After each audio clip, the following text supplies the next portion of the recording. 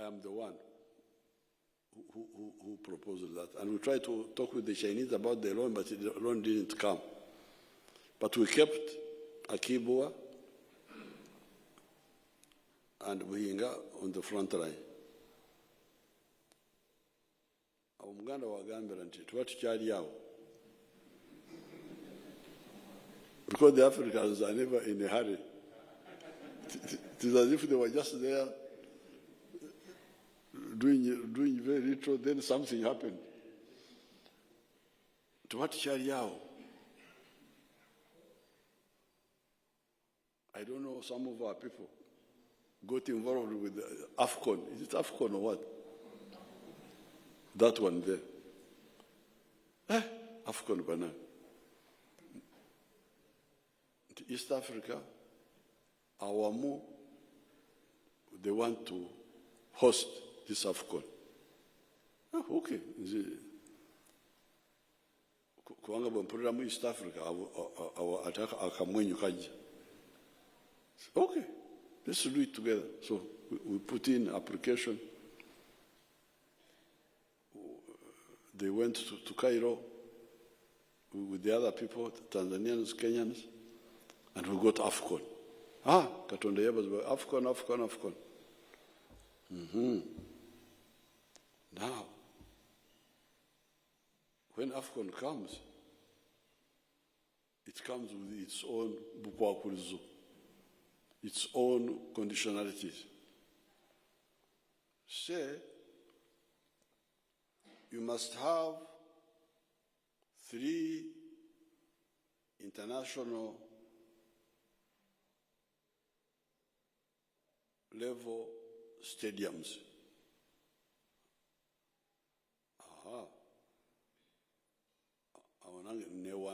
I already have 2.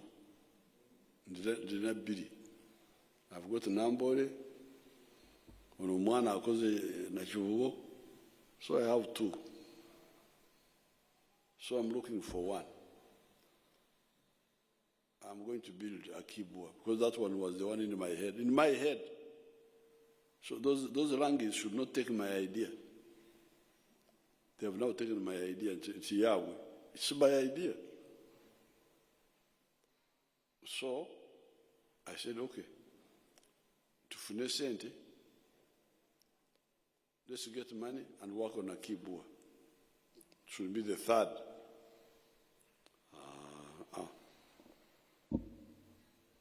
About AFCON and budget. Omanyi, kubanga feturu bawantu bawagulu nnyo. We are very high class people. The stadium, because the stadium, we shall play there, but also practice there. But no okuzanyirayo ate n'okwemanyiiza. Okay. So that means we must be able to move by air. There must be an international airport nearby.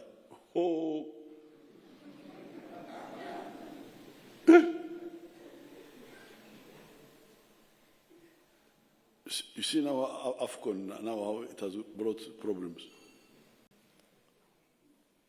An international Chisawe, near an international airport,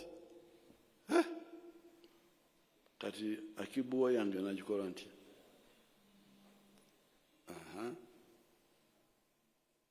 So that's how we had now to go from airfield now, from stadium to airport now. But airport becomes now the best factor.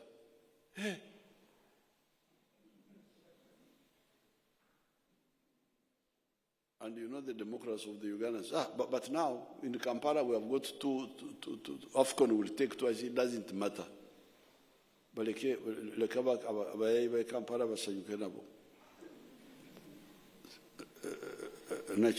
this other one, Nambole and Nachivu, fine.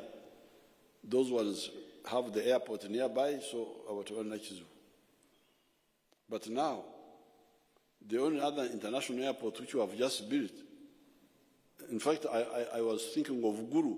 I say, okay, if that's the case, then tugende Gulu kubanga waliyo ekisawo ky'amagye. Nte ekyo ekisawo kya Gulu.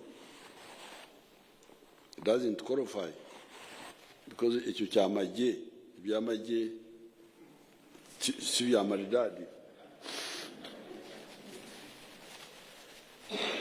The army airfields are not maridadi like what African wants. African banang is in ukwakulizo.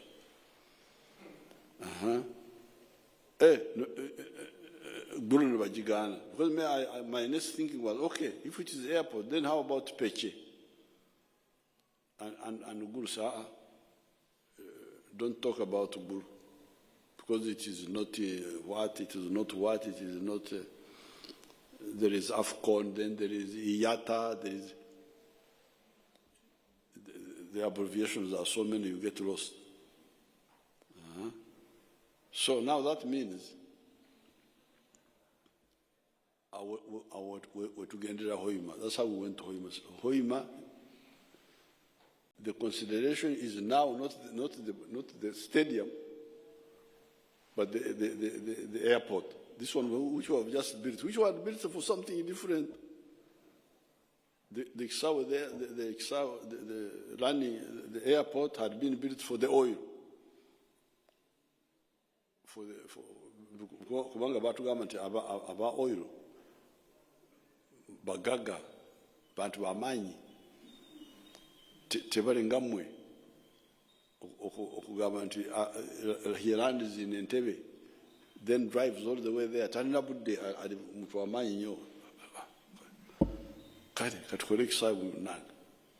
Let's do the airport so that the Wagaga come land straight and go. Okay. Otafuna. You know the Banyankole in the past were not eating chicken. The Waganda were the ones eating chicken. So one day a chicken spoiled the shuttle of Uganda. Spoiled to put there something. Then Uganda said, Otafuna. Or do you know you're such young and end up Korea?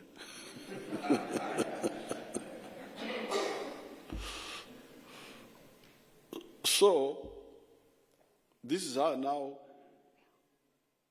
the airport determines the stadium, the football. Not for our national plans. National plans are fair, we shall do Akibwa. Actually, now we are beginning to think of doing even others. Akibwa, Buhinga, Bugembe, Rieyo. If you go to Soroti, there is a football stadium there. Mbare, there. Kacheka, Mbarara. We are going to do all those. But please, my people of Orango, don't mix up our plans with this AFCON. What do you call it in something which comes? What is it, bonanza or what? Something which comes, which you are not planned, which just came. That's really the logic. Now, if we start now saying that we must build an airfield now of that's not. Yes, there is an airstrip, but it cannot be turned into an airfield of the type they want. Not even Soroti. Soroti, they don't even regard it as that type. Now, the refinery will be built. We are going to build the refinery. After we have got very good players now, it will be built. Now, the electricity from Bagas, Kachiri is no longer producing enough electricity.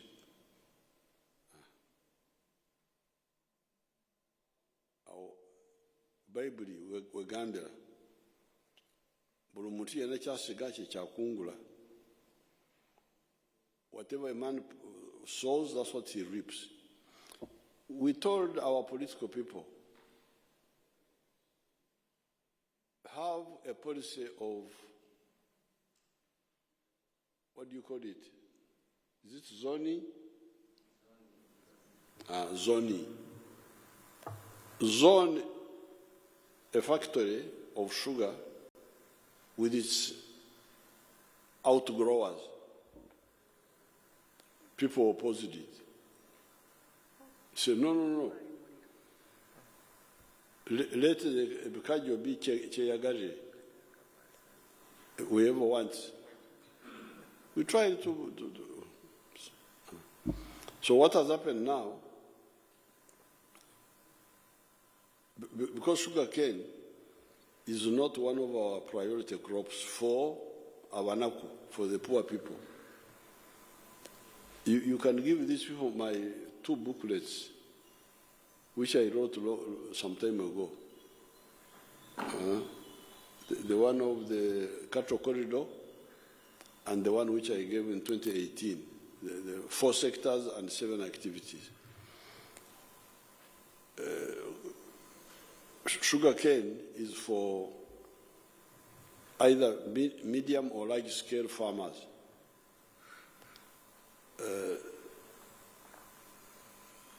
So it's not for the small people.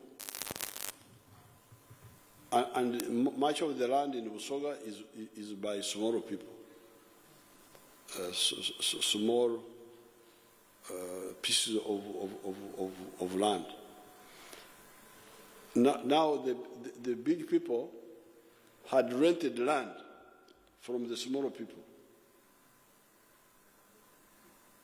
That's why they were trying to grow the sugar cane using rented land.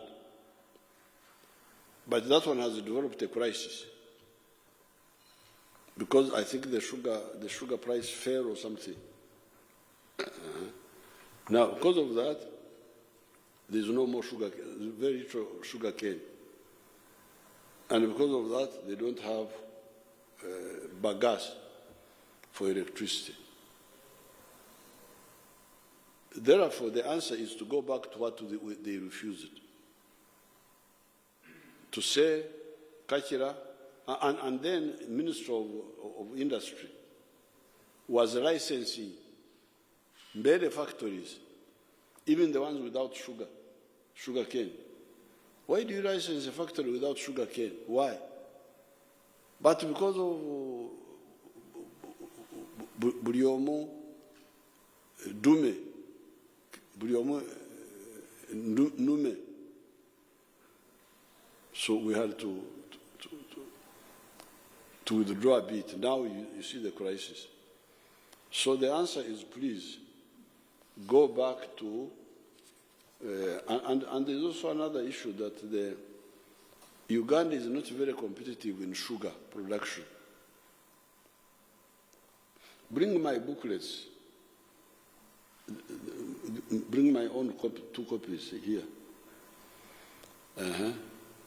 So sugar cane, because Uganda is high altitude, our altitude here, 1,000 meters above the sea, is not so good for sugar. It's not like Brazil. When you hear that Brazil is growing sugar, it is sea level,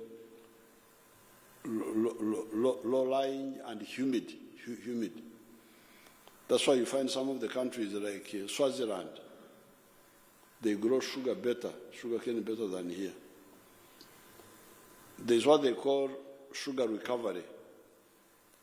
If you take a sugar cane, how much of it is sugar? I think it is like, you can check the figures. I think ours here is like 9%, while the other ones in Swaziland is more. Check that. So our sugar is not very competitive. But because some of the people don't listen, they have been pushing our people to do sugar, avocado. So that's where the problem is. But you read my document. I have never. I'm not an enemy. You know the problem. I think my chances of going to heaven are quite good. Amen. Because I treat the people of Uganda as if they are my own children. I can't. What I tell my children is what I tell the Ugandans, all of them. Because I cannot tell Omunaku of 2 acres that you grow sugarcane.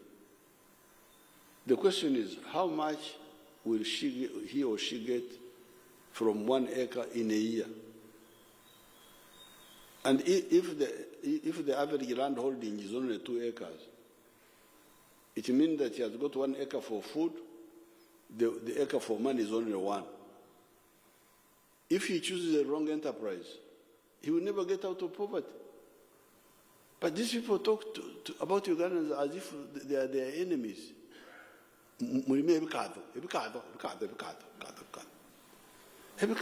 How can you recommend to your people to grow sugarcane when you know they have got only 2 acres?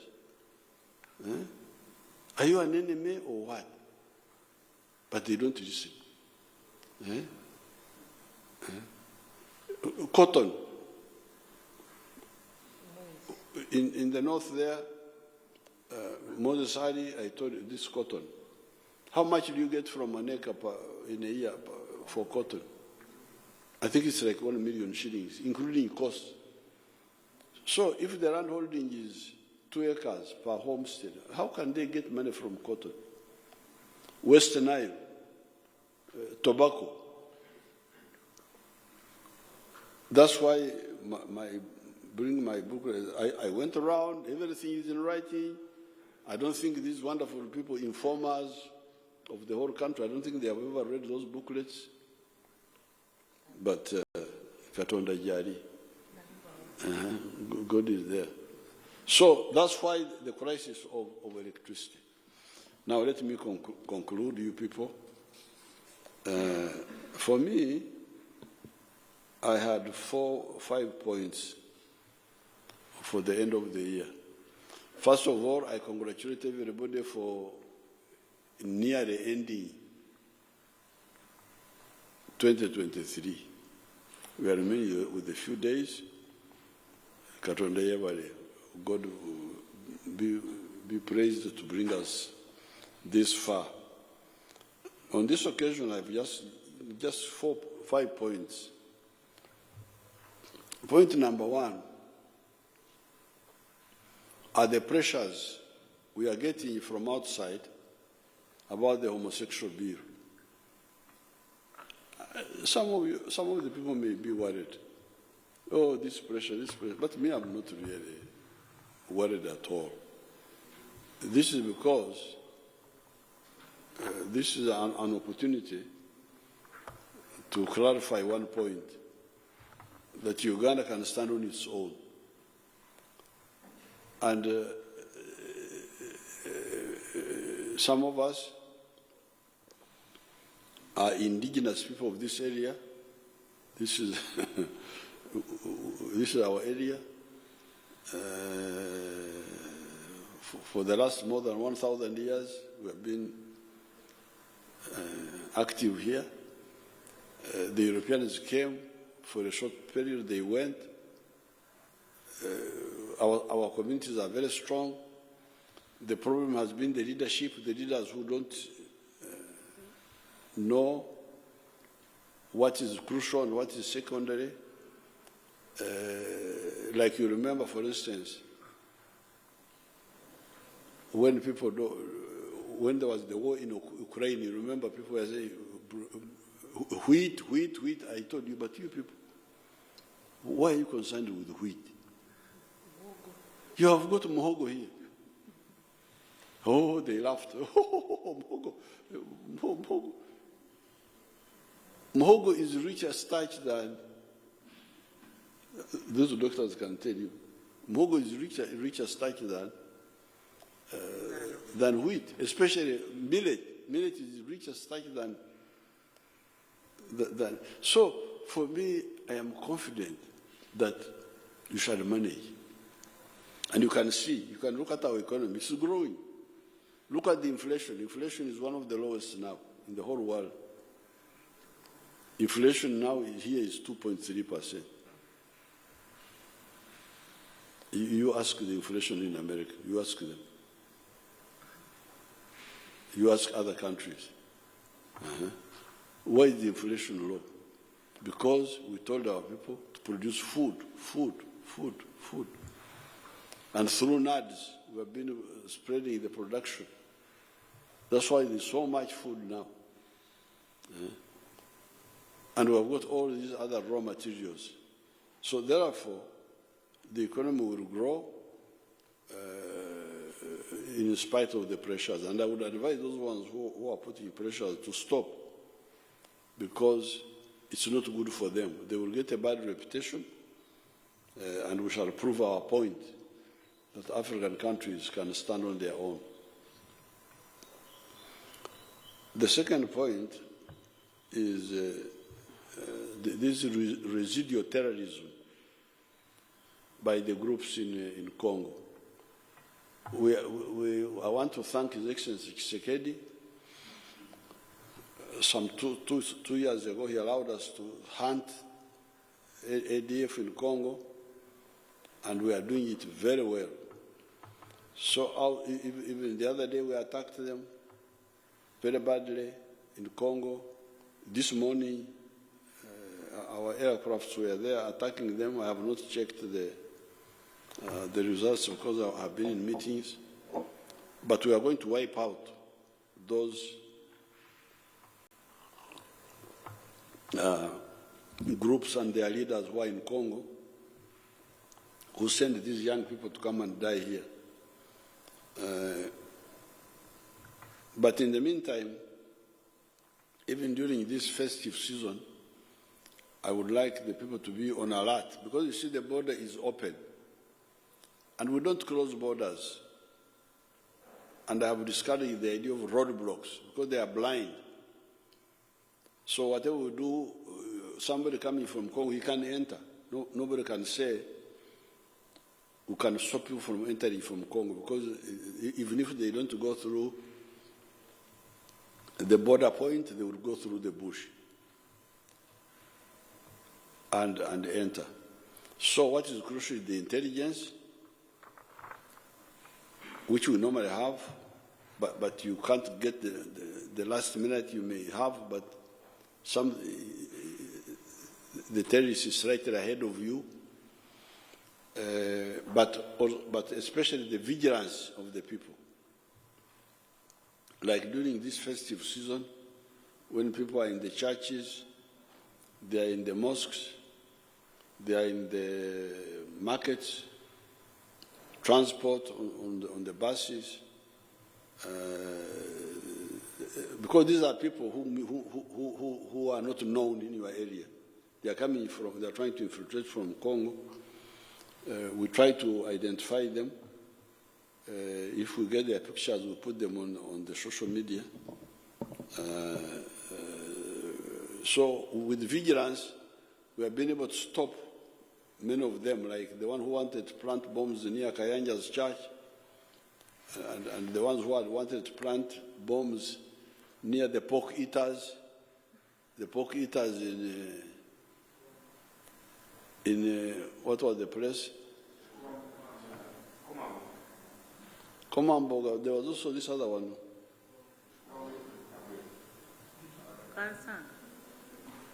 Kansanga. Kabalagala. Chikuba Mutwe, eh? Was it called Chikuba Mutwe? Chikuba Mutwe. This is vigilance. So please, vigilance. These are easy to detect, because these are people who are not known in your area. When you see them, see somebody you don't know, challenge him and call the police. There are not many, because we are really on them inside Congo there. We are hitting them. But until they are all eliminated, you can't rule out that one or two can sneak. Like these 10 who sneaked through because of laxity of our people near Mpondwe. They came through a place called Kayanja, near Lake Edward. The area is cultivated, and there's only a Kasumaro bush where they hid, but our people were not alert. So they passed 10 of them. We have now killed 5, arrested 1. There are remaining 4. And it is these 4 who killed the people in Kamwenji. But we are hunting them. And we are also building, working up the LDUs to ensure that, because these are easy to deal with. If we had LDU in that area, they would have dealt with them. So therefore, on the issue of terrorism, I want to report that we are really dealing with them on the other side. They try to come behind us to divert us in their simple thinking. They won't, but in the meantime, vigilance on the side of the Wananchi. Now, the third point is wealth creation. This is the message. I have done the experiment from 1966. I started with the Ankole area, and this booklet from Owiriza, from grass sites to Matafara houses, captured that story of how the area can change. This one here talks about the activities which can support low-income people. Now, we have been talking about this since 1995, but the message does not sink so easily. But there are some people who really run quickly. Recently, I was in Kagadi, in Kakumiro. There's the boy there, the boy called Byamkama, our minister, young minister of state. He has quickly learned this. He has developed the 4 acres model and put it on the ground. I visited the place. He's selling 302 trays of eggs per day. 302 trays. You know how to count the magi. Is it serious magi? I think there are 24 eggs in one tray or something. 30. There are 30? Yes.